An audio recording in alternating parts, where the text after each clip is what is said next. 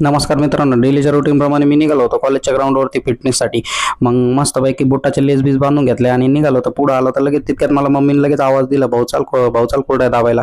मग मी म्हटलं नको, मी तिकडून आल्याच्या नंतर दाबतो. मग कसं बसं तिथून चुकांडी मारून निघालो आणि मस्तपैकी गाडीला मारला सेल बेल मारला. मग आपली गाडी तर काय पल्सर एकदम बुंगाटमध्ये विंट्री एकदम क्लास दिसत होती मस्तपैकी.